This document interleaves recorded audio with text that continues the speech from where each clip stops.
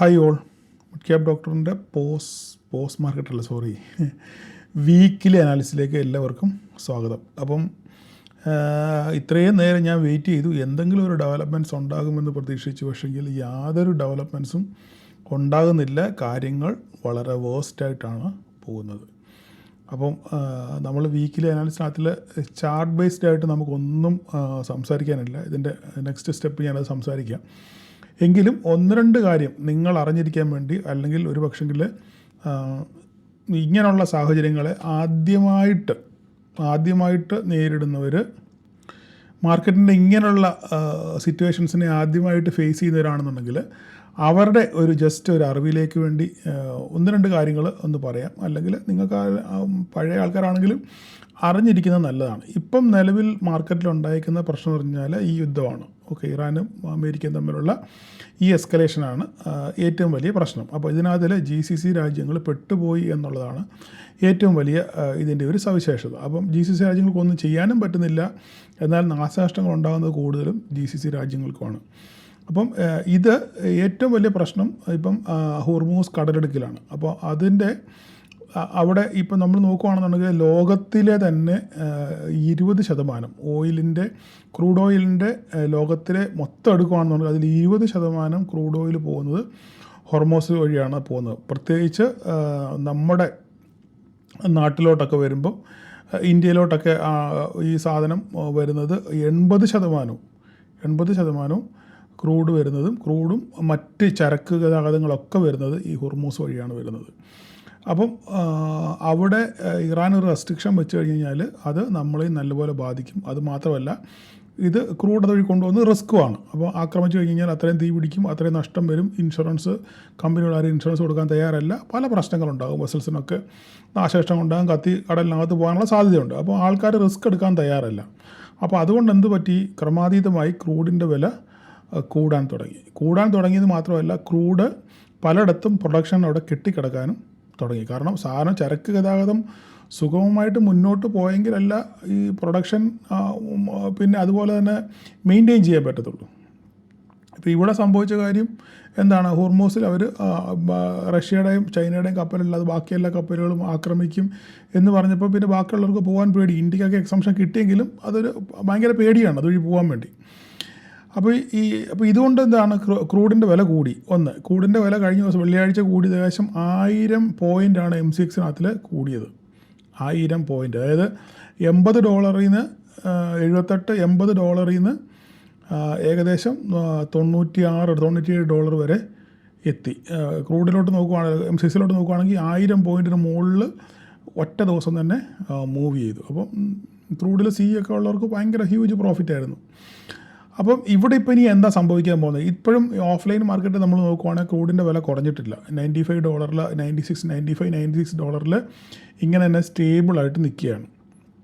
അപ്പോൾ ഇവിടെ ഇനി പ്രശ്നം ഉണ്ടാകാൻ പോകുന്നത് എങ്ങനെയാണെന്ന് വെച്ച് കഴിഞ്ഞാൽ, ഈ പറയുന്ന ഇറാനിൽ ഇന്നലെ രാത്രിയിൽ എണ്ണപ്പാടത്തിന് തീയിട്ടു. അപ്പം അവിടുത്തെ പ്രൊഡക്ഷൻ നിന്നു. ഇറാഖിലും ഇതേ സെയിം അവസ്ഥ തന്നെ ഉണ്ട്. പല US-ൻ്റെ പല ബേസുകളും ആക്രമിച്ചു എന്ന് കേൾക്കുന്നു. ആ വഴി തന്നെ അവിടുത്തെ ക്രൂഡ് പ്രൊഡക്ഷൻ ഫെസിലിറ്റീസിനും ബോംബിട്ടെന്ന് പറയുന്നു. അപ്പോൾ അങ്ങനെ ആകുമ്പോൾ, കാരണം അവിടുത്തെ എണ്ണപ്പാടങ്ങളൊക്കെ നിയന്ത്രിക്കുന്നത് അമേരിക്കൻ ബേസ്ഡ് കമ്പനികളാണ്, മനസ്സിലായില്ലേ? അപ്പോൾ അവിടെ പ്രൊഡക്ഷൻ കപ്പാസിറ്റിക്ക് പ്രശ്നമുണ്ട്.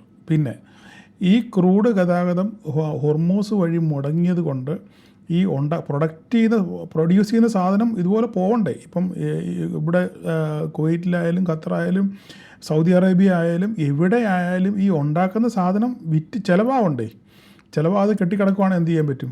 പ്രശ്നമാവും. അപ്പം അവിടെ എന്താ സംഭവിക്കുന്നത്? പ്രൊഡക്ഷൻ കുറയ്ക്കാൻ അവർ നിർബന്ധിതരാകും ഓൾറെഡി. അപ്പോൾ ഈ സപ്ലൈ ചെയിൻ്റെ പ്രശ്നം വരും, മനസ്സിലായില്ലേ? ഒരു സൈഡിൽ കൂടെ പ്രൊഡക്ഷൻ ഉണ്ടാക്കുന്നു, ഒരു സൈഡിൽ കൂടെ വിൽപ്പന നടക്കുന്നു, ഇല്ലേ? അപ്പോൾ വിൽപ്പന നടക്കാതെ വരിക, അല്ലെങ്കിൽ സാധനം ചിലവാകാതെ വരിക, പ്രൊഡക്ഷൻ മാത്രം ചെയ്യുകയാണെങ്കിൽ ഈ സാധനം എവിടെ കൊണ്ട് സ്റ്റോർ ചെയ്യും? സാധാരണ ഇതിൽ ക്രൂഡ് ഒരു പരിധിയിൽ കൂടുതൽ ലാൻഡിൽ ഇത് സ്റ്റോർ ചെയ്യാറില്ല, മനസ്സിലായി പറഞ്ഞേ? ഒരു പരിധിയിൽ കൂടുതൽ ഇത് ലാൻഡിൽ സ്റ്റോർ ചെയ്യാറില്ല. ഇതെപ്പോഴും കടലിലെ വെസൽസിലുകളിലും ടാങ്കറുകളിലുമാണ് ഇത് ലോഡ് ചെയ്തിട്ടേക്കും. ഇത് ആവശ്യക്കാർക്കനുസരിച്ച് ഓരോ സാധനം ഇങ്ങനെ പൊയ്ക്കൊണ്ടിരിക്കും. അപ്പം ഈ ഉണ്ടാക്കുന്ന സാധനം ഈ ടാങ്കറുകളിലും അല്ലെങ്കിൽ വെസൽസിലും ഈ ലോഡ് ചെയ്ത സാധനം പോയില്ലെങ്കിൽ എന്ത് സംഭവിക്കുന്നത്? പോയില്ലെങ്കിൽ പിന്നെ ഇനി ബാക്കി ഉണ്ടാക്കുന്ന എവിടെ കൊണ്ടുപോയിട്ട് സ്റ്റോർ ചെയ്യും?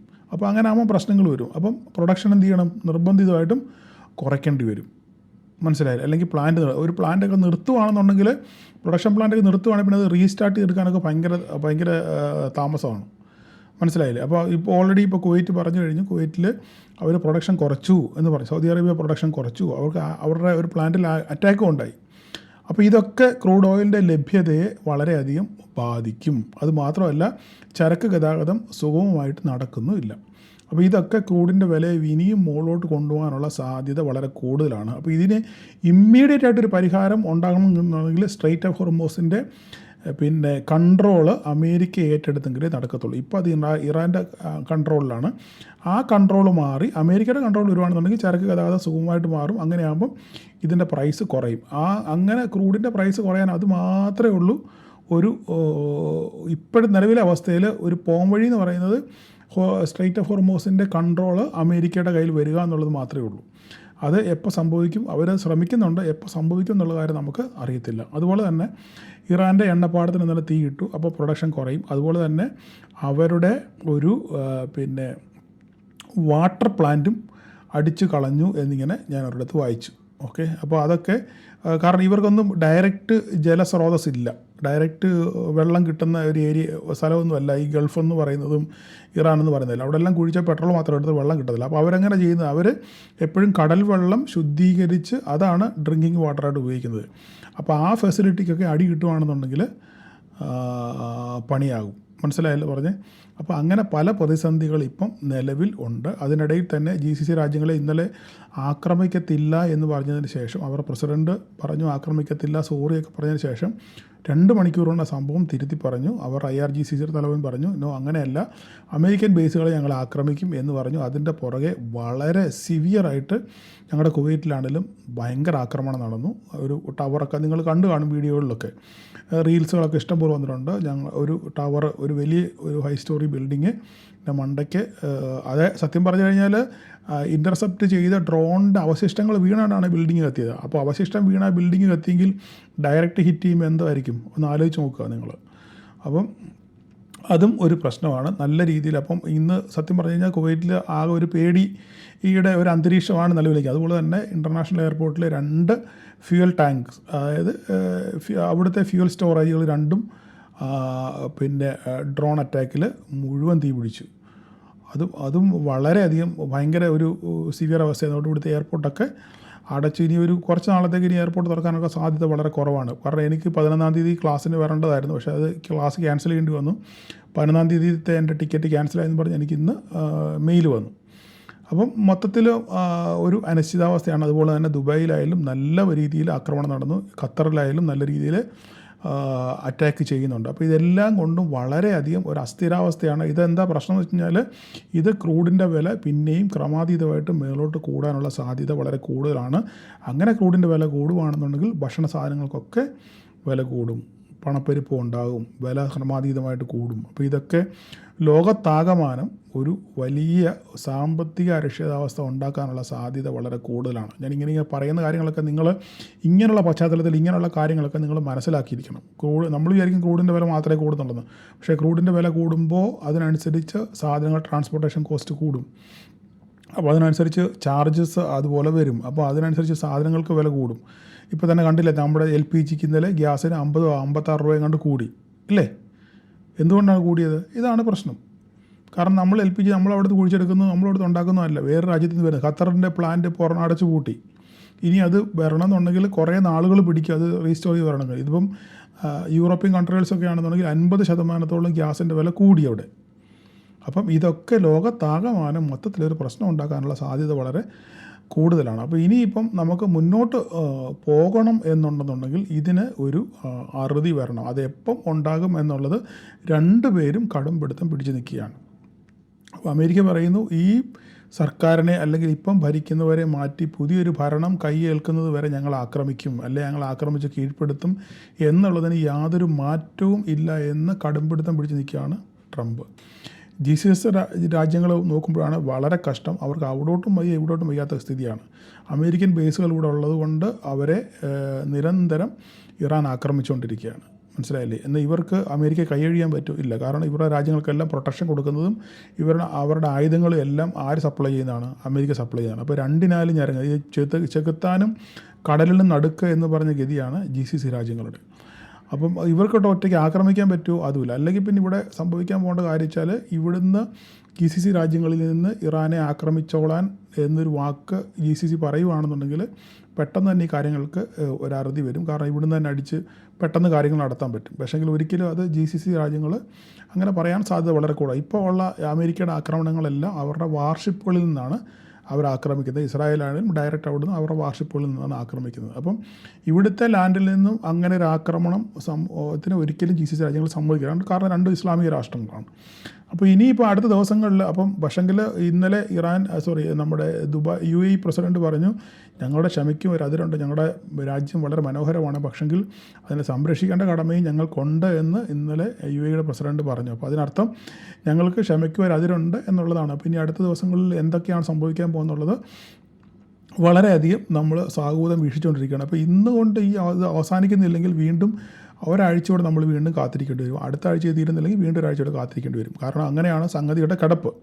പെട്ടെന്ന് തീരുമെന്നാണ് നമ്മളെല്ലാവരും വിചാരിച്ചിരുന്നത്. പക്ഷേങ്കിൽ ഒരിക്കലും ഇത് തീരുന്ന ലക്ഷണം ഉടനെയൊന്നും കാണുന്നില്ല. കാരണം അങ്ങനെ തീരുമായിരുന്നെങ്കിൽ ഇന്നും കൊണ്ട് ഇതിനൊരു അറുതി വരണമായിരുന്നു. പക്ഷേ ഈ ലക്ഷണം കണ്ടിട്ട് അങ്ങനെ ഒരു അറുതി വരുന്ന ലക്ഷണം ഇല്ല. അങ്ങനെയാണെന്നുണ്ടെങ്കിൽ 1-2 ആഴ്ച ഈ യുദ്ധം നീളാനുള്ള സാധ്യത വളരെ കൂടുതലാണ്. അപ്പോൾ ഈ ഹോർമോസിൻ്റെ കൺട്രോൾ അമേരിക്ക ഏറ്റെടുക്കുകയാണെന്നുണ്ടെങ്കിൽ ക്രൂഡിൻ്റെ വില കുറയും. ഇല്ലെങ്കിൽ ക്രൂഡിൻ്റെ വില ഇനിയും 100 കടക്കാനുള്ള സാധ്യത വളരെ കൂടുതലാണ്. അപ്പോൾ ഇതൊക്കെയാണ് അന്തരീക്ഷം. അതുപോലെ തന്നെ ഇന്നലെ വെള്ളിയാഴ്ച രാത്രിയിൽ നമ്മുടെ മാർക്കറ്റ് ക്ലോസ് ചെയ്തതിന് ശേഷം വീണ്ടും ഗിഫ്റ്റ് നിഫ്റ്റി നല്ല രീതിയിൽ ഇടിഞ്ഞു. ഏകദേശം 300 പോയിൻ്റ് ഓളം ഇടിഞ്ഞാണ് നിൽക്കുന്നത്. അപ്പോൾ നമുക്ക് ചാർട്ടിലോട്ടൊന്ന് വരുവാണെന്നുണ്ടെങ്കിൽ ഒത്തിരി ഒന്നും പറയാനില്ല. ഒരു 3 ലെവലേ നമുക്ക് പറയാനുള്ളൂ. കൂടുതലൊന്നും പറയാനില്ല. 3 ലെവൽ മാത്രമേ പറയാനുള്ളൂ. നമുക്കപ്പോൾ ചാർട്ടിലോട്ടൊന്ന് വരാം. ഓക്കെ, നമ്മൾ ഈ കാണുന്നത് ഡേ ചാർട്ടാണ്. ഈ കാണുന്നത് ഡേ ചാർട്ട് മാത്രമേ നമുക്ക് സംസാരിക്കാൻ പറ്റത്തുള്ളൂ. വേറെ ഒരു ചാർട്ട് സംസാരിക്കാൻ പറ്റത്തില്ല. നമുക്കാകെ ഇവിടെ 3 പോയിൻ്റേ നമുക്ക് നോക്കാനുള്ളൂ. ഒന്ന് 24 ഇപ്പം നിലവിൽ 275 പോയിൻ്റ് ഗ്യാപ്പ് ഡൗൺ ആണ് നിലവിൽ ഗിഫ്റ്റ് നിഫ്റ്റി കാണിക്കുന്നത്. 275 പോയിൻ്റ് ഗ്യാപ്പ് ഡൗൺ. അപ്പോൾ നാളെ ഇനി രാവിലെ മാർക്കറ്റ് ഇനി ഫർദറായിട്ട് ഫോൾ ചെയ്യുമോ അല്ലെ എന്തോ എന്നുള്ള കാര്യം നമുക്കറിയത്തില്ല. അപ്പോൾ നമ്മളിവിടെ ശ്രദ്ധിക്കേണ്ട കാര്യം വെച്ചാൽ 324 336 എന്ന് പറയുന്ന ഈ ലൈൻ. പക്ഷേ ഇത് മിക്കവാറും നാളെ ബ്രേക്ക് ചെയ്ത് താഴെ പോകും. കാരണം 24 326 നേരത്തെ ദിവസം സപ്പോർട്ട് എടുത്തതാണ്. ഇന്ന് ഇത് താഴെ പോകാനുള്ള സാധ്യത വളരെ കൂടുതലാണ്. നാളെ ഇതേ അവസ്ഥയാണ് മുന്നോട്ട് പോകുന്നതെങ്കിൽ നാളെ ഈ 336 ബ്രേക്ക് ചെയ്യും. അങ്ങനെയാണെന്നുണ്ടെങ്കിൽ 24,000 ആയിരിക്കും നമ്മുടെ കട്ട സപ്പോർട്ട്. ഓക്കെ, വേറെ ചിന്തിക്കാനൊന്നുമില്ല. 24,000 മാർക്കറ്റ് വരും. അങ്ങനെ ഗ്യാപ്പ് ഡൗൺ ഇപ്പം 225 പോയിൻറ്റ് ഗ്യാപ്പ് ഡൗൺ ആണെന്നുണ്ടെങ്കിൽ ഇപ്പം മാർക്കറ്റ് ക്ലോസ് ചെയ്ത് 24,450 300 പോയി കഴിഞ്ഞാൽ പിന്നെ 24,350 24,150 ഇല്ലേ? 24,150 പിന്നെ താഴ്ത്തു കഴിഞ്ഞാൽ മാക്സിമം 24,000 വരെ വരാനുള്ള സാധ്യത വളരെ കൂടുതലാണ്. ഇനി 24,000 പൊട്ടിയാൽ അടുത്തത് ഒരു മേജർ സപ്പോർട്ട് 23,800. നമ്മൾ വളരെ മാസങ്ങളായിട്ട് നമ്മളെപ്പോഴും പറയുന്ന ഒരു പോയിൻ്റാണ് 23,800 എന്ന് പറയുന്നൊരു പോയിൻ്റ്. അതായിരിക്കും നിഫ്റ്റിക്ക് ഈ അവസ്ഥയിൽ ഒരു ക്രൂഷ്യൽ സപ്പോർട്ടെന്ന് പറയുന്നത് 23,800 ആയിരിക്കും. ഇനിയും ഏതെങ്കിലും കാരണവശാൽ 23,800 മാർക്കറ്റ് താഴെ പോയാൽ 23,800 താഴെ മാർക്കറ്റ് പോവുകയാണെന്നുണ്ടെങ്കിൽ പിന്നെ നമുക്ക് കാണേണ്ടത് 23 ഞാൻ വരച്ചിട്ടില്ല 23,500 23,800 താഴെ ഡേ ക്യാൻഡിൽ ക്ലോസ് ചെയ്യുകയാണെന്നുണ്ടെങ്കിൽ നെക്സ്റ്റ് നമ്മൾ 23,500 നമ്മൾ കാണേണ്ടി വരും. വേറെ ഒന്നും പറയാനില്ല. ഓക്കെ, ഇനി സപ്പോസ് അല്ല നാളെ ഏതെങ്കിലും കാരണവശാൽ എന്തെങ്കിലും ഒരു പോസിറ്റീവ് സൈഡ് ഉണ്ടായി കഴിഞ്ഞാൽ 24,574 മുകളിൽ 24,574 മുകളിൽ മുകളിലോട്ട് പോകും. പിന്നെ ബാക്കി നമ്മുടെ ചാർട്ടിൽ നമ്മുടെ ലെവലുകളെല്ലാം കിടപ്പുണ്ട്. പിന്നെ ആ ലെവലുകളൊക്കെ റെസ്പെക്ട് ചെയ്ത് പോയിക്കോളും. വേറെ പ്രശ്നങ്ങളൊന്നുമില്ല. പക്ഷേ ഇവിടെ നമ്മൾ ശ്രദ്ധിക്കേണ്ട കാര്യം 24,000 23,800 ഈ 2 പോയിൻ്റ് മാത്രമേ നമുക്കിവിടെ ശ്രദ്ധിക്കാനുള്ളൂ. ഇത് ബ്രേക്ക് ചെയ്ത് കഴിഞ്ഞാൽ പിന്നെ തദൈവ വേറെ കാര്യങ്ങളൊന്നും പറയാനില്ല. എന്തായാലും നാളെ രാവിലെ ഞാൻ ഏർലി മോർണിംഗിൽ തന്നെ ഒരു വോയിസ് ഞാൻ ഗ്രൂപ്പിലിടാം. അതിനുശേഷം നമ്മൾ സാധാരണ എഴുതിയിടുന്ന വോയിസിന് മുന്നേ തന്നെ രാവിലെ ഞാൻ എഴുന്നേൽക്കുമ്പോൾ സിറ്റുവേഷൻ നോക്കിയിട്ട് ഒരു ഏർലി മോർണിംഗിൽ തന്നെ ഞാനൊരു വോയിസ് കൂടെ നമുക്ക് ഗ്രൂപ്പിൽ നമുക്ക് ഇടാം. അപ്പോൾ പലരും നമ്മുടെ ഗ്രൂപ്പിൻ്റെ ലിങ്കൊക്കെ ചോദിക്കുന്നുണ്ട്. പക്ഷേ നിലവിൽ ഗ്രൂപ്പ് ഫുള്ളാണ്. നമുക്ക് വേറെ ഇനി കുറേ ആളുകളെ ആഡ് ചെയ്യാനുള്ള സാവകാശം അതിനകത്തിലില്ല. ഓക്കെ, ഇനിയും നമ്മളെപ്പോഴെങ്കിലും ഒരു പുതിയ ഗ്രൂപ്പ് ഇനി വേണ്ട തുടങ്ങുകയാണെങ്കിൽ അന്നേരം നമുക്ക് നോക്കാം. അല്ലെങ്കിൽ ഇതിൽ നിന്ന് ആൾക്കാർ പോകുമ്പോൾ ആ ഗ്യാപ്പിൽ നിങ്ങളെ ഞാൻ ആഡ് ചെയ്യാൻ ശ്രമിക്കാം. നിങ്ങളെന്നോട് ക്ഷമിക്കണം. ഒത്തിരി ഗ്രൂപ്പുകളൊന്നും തുടങ്ങി ഇതിൻ്റെ പുറകെ നടക്കാൻ എനിക്ക് നേരമില്ല. ഇപ്പോൾ തന്നെ ഇത് തന്നെ വളരെ ബുദ്ധിമുട്ടിയാണ് മുന്നോട്ട് കൊണ്ടുപോകുന്നത്. നിങ്ങൾക്ക് അറിയാവുന്ന കാര്യമാണ്. അപ്പോൾ അതുകൊണ്ട് ഈ ഗ്രൂപ്പിൽ ഗ്യാപ്പ് വരുമ്പം നിങ്ങൾ ഇടയ്ക്ക് നിങ്ങളൊന്ന് കോൺടാക്റ്റ് ചെയ്യുക.